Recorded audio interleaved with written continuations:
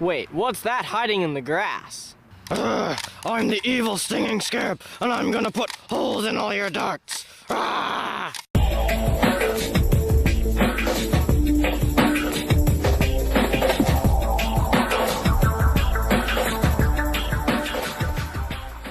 Hey guys, it's Cyrodiil, and today we're doing a vintage review of the Nerf Max Force Stinging Scarab. So the Stinging Scarab was released in 1996 under the Max Force series, as you can see by that sticker, and as you can see and tell by the name, it's designed to be a scarab, which is like some sort of bug.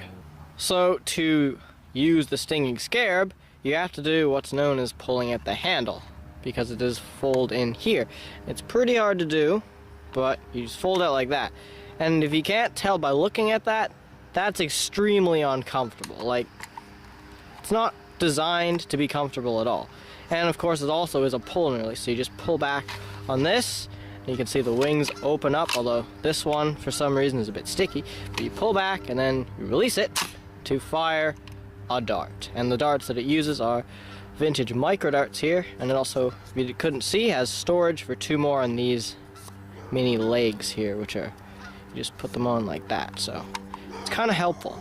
So there's not too many other features of the Scarab except that this peg here, if you couldn't tell any earlier, it is the old school style of peg, and that means that it does like to put holes in elite darts or any other dart that's not a vintage micro dart. So you really can only shoot them reliably with vintage micro darts unless you PVC them. But that is it for the overview of the Stinging Scarab. Now moving on to the range test. Hey guys, it's Tom, and today we're going to be range testing the Max Force, vintage Max Force Stinging Scarab. So we're just going to be shooting its vintage micro darts, because that's really all it can shoot. Starting off with flat shots, let's go.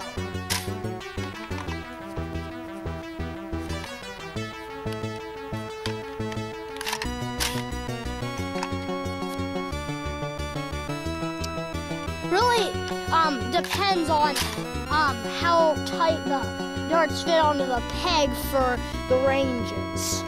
But now angled shots.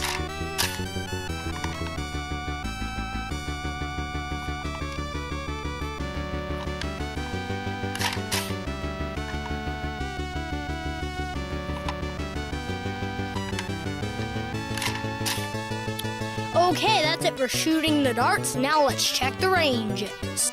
Our first shot here is at about 26 feet. Then we have one at around 27 feet. Then up here we have 2 at about 31 feet. One at around 35 feet. And way up here, our last shot is at about 43 feet. Okay, that's it for our range test. Now on to the conclusion. So all in all, the Stinging Scarab is not a bad blaster in terms of performance. What really makes it bad is that, first of all, it's a pull and release, which means there's no trigger, so you can't really aim your shots very well, and also lowers your accuracy. And then also, of course, it's got the really destructive peg here, which doesn't seem to work very well at all with elite darts or any other dart that's not a vintage micro. So yeah, don't put anything else that's not a vintage micro on. Otherwise, you'll get a huge hole in the side after a few shots. So that's just me warning you, and you can't say that I didn't warn you. So the Scarab does get a few points for looking pretty nice. I mean, the transparent red wings and this kind of bronzy colored body, they do look pretty nice, and they do look a lot like an animal, which some of the other Max Force blasters didn't, some of them did. This one looks a lot like an animal, and it does have the 2 dart storage at the front here, which is not bad, and overall it's not really a great blaster unless you modify it with the PVC on the front, at least in terms of performance. So should you get a Stinging Scarab? Probably not. Unless you're a collector of Max Force blasters or vintage blasters in general, then there's probably no reason to get a Stinging Scarab, because they're a pull and release, and I mean, they don't really shoot any other darts unless you PVC it. So overall, they're an okay blaster, but not one of the best at all of the Max Force blasters.